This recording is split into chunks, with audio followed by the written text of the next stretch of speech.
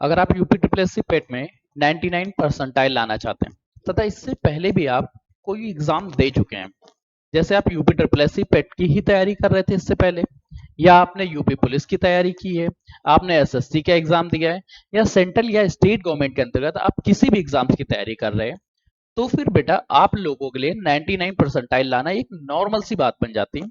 पर क्यों, इस रीजंस के बारे में चर्चा करेंगे।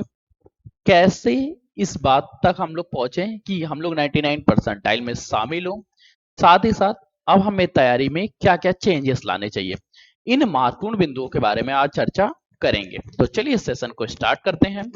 आप लोगों से रिक्वेस्ट है, जो लोग इससे पहले इनमें से किसी भी एग्जाम्स की तैयारी कर रहे थे, चाहे सेंट्रल या स्टेट गवर्नमेंट का एग्जाम्स हो, आप लोग बेटा वीडियो को लास्ट तक देखना और दोस्तों को शेयर तब करना जब आपको अच्छी लगे। पहली बात बेटा, एक बात समझिए, अगर आप इनमें से कोई भी एग्जाम्स दे रहे थे तो मैक्सिमम टॉपिक्स तो आपके कवर ही होंगे।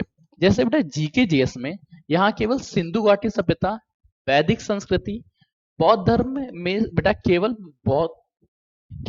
गौतम बुद्ध की जीवनी एवं शिक्षाएं हैं, महावीर जैन धर्म से महावीर के बारे में। तो यहाँ पे मौर्य वंश पूरा नहीं पूछा जाएगा, केवल और केवल उसमें सम्राट अशोक के बारे में पूछा जाएगा, ना पहले और उसके बाद के राजाओं से मतलब। गुप्त वंश में समुद्रगुप्त चंद्रगुप्त पूछा जाएगा, हर्षवर्धन राजपूत काल, सल्तनत काल, मुगल काल, मराठा, ब्रिटिश राज का उदय एवं प्रथम स्वतंत्रता संग्राम, ब्रिटिश राज्य का सामाजिक आर्थिक प्रभाव। मतलब पेट का जो सिलेबस है ये इन लोगों ने इतना डिटेल्ड कर दिया है। और बेटा सिलेबस से बाहर एग्जाम में क्वेश्चन बिल्कुल नहीं पूछे जाएंगे, क्योंकि नई एग्जाम्स नीतियां भी बन रही, जिसके अंतर्गत अगर पेट से सिलेबस से बाहर पूछ लेंगे तो बेटा लोगों की जॉब भी चली जाएगी। तो इसी सिलेबस को डिटेल्ड में बेटा आपको कवर करना है। अगर आप लोग इससे पहले किसी भी एग्जाम्स की तैयारी कर रहे थे तो ये चीज तो होगी कि आपके नोट्स बने होंगे। अगर आपके नोट्स नहीं बने हुए हैं तो फिर बेटा नोट्स भी मिल जाएंगे। नोट्स बनने के साथ आपने ये सारे टॉपिक्स एक बार पढ़े जरूर होंगे।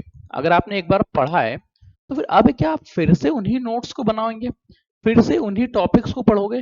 तो बेटा ये चीज तो सही नहीं। अगर आपको सिलेक्शन लेना है, आपको 99 प्लस से ज्यादा लेके आना है, तो आम लोगों से थोड़ा सा अलग सोचना पड़ेगा, हर एक कैंडिडेट से अलग समझना पड़ेगा, और इस बात को समझना होगा कि आपकी गलतियां कहाँ हो रही हैं, आप उन गलतियों को दूर करें।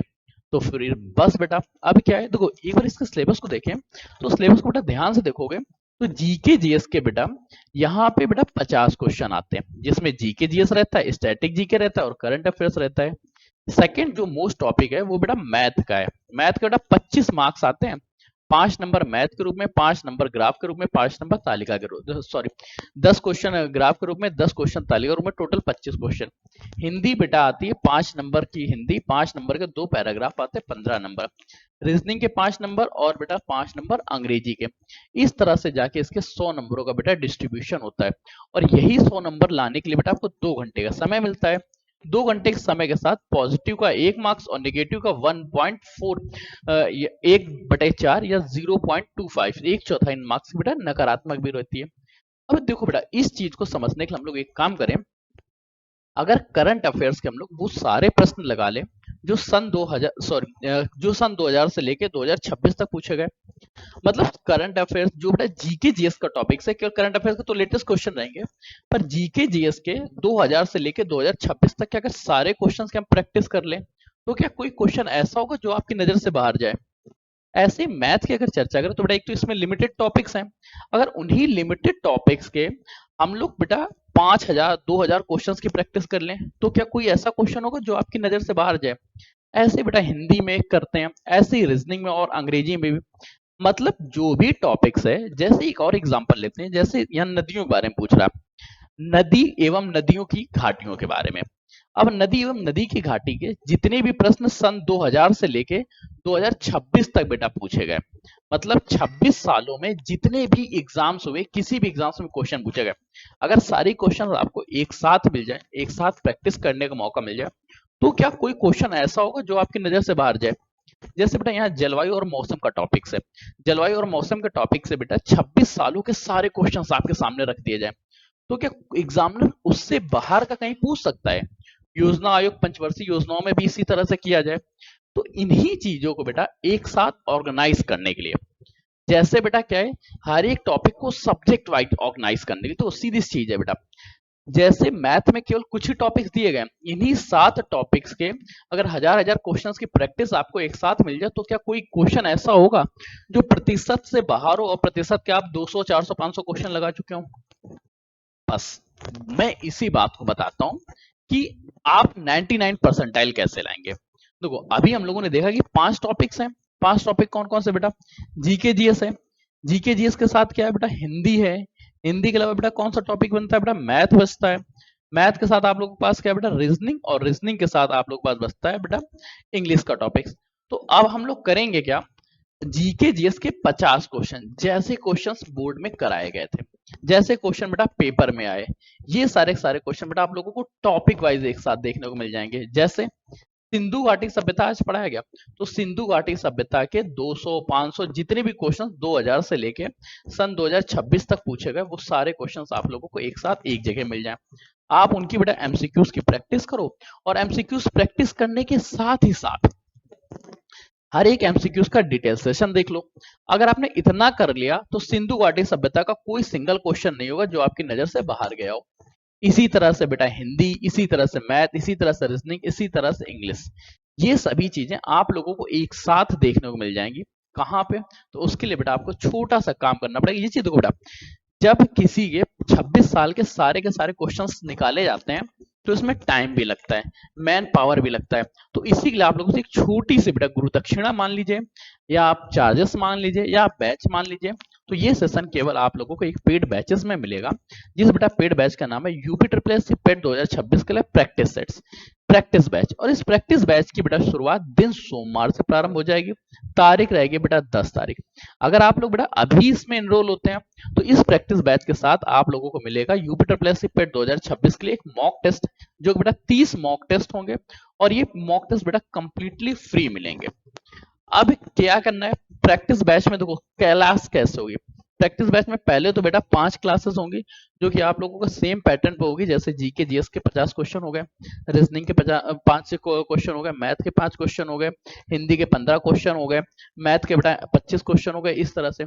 उसके बाद बेटा टॉपिक वाइज क्लास होगी, साथ ही साथ आप लोगों को 30 मॉक टेस्ट मिलेंगे।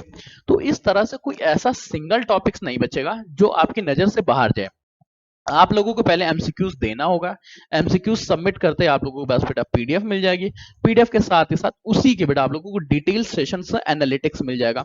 ये सारी चीजें एक साथ एक जगह पे मिल जाएंगी, जो कि रहेगा यूपी ट्रिपल एससी का प्रैक्टिस बैच। अच्छा, इस प्रैक्टिस बैच से जुड़ेंगे कैसे? जो लोग बेटा नौद्वार बैच में, आप लोग बेटा फ्री में इसमें अपग्रेड कर दिया जाएगा। जो लोग बेटा इसमें जुड़ेंगे कैसे, उस बात को थोड़ा सा समझते हैं, क्योंकि जुड़ना सबसे ज्यादा जरूरी है ना। जब तक जुड़ेंगे नहीं तब तक होगा कैसे?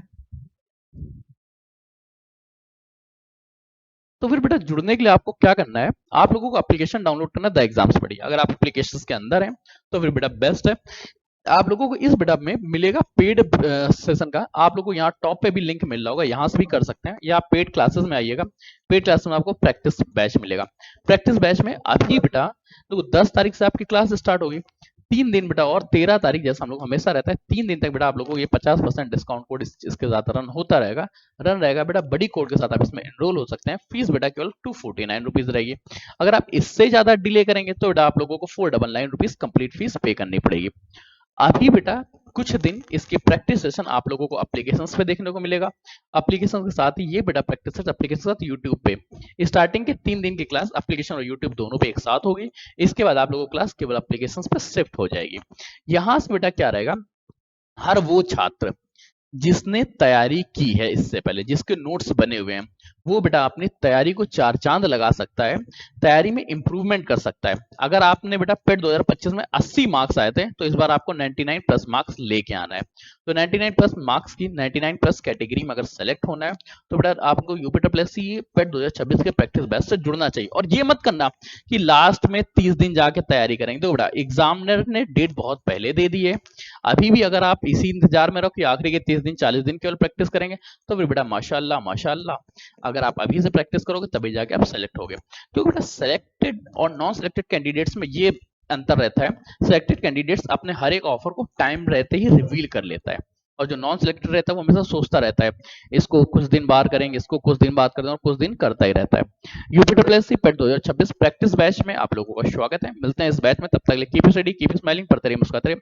पढ़ाई मुस्कुराहट एक साथ अच्छी लगती है, अकेले में दोनों ही अधूरे हैं।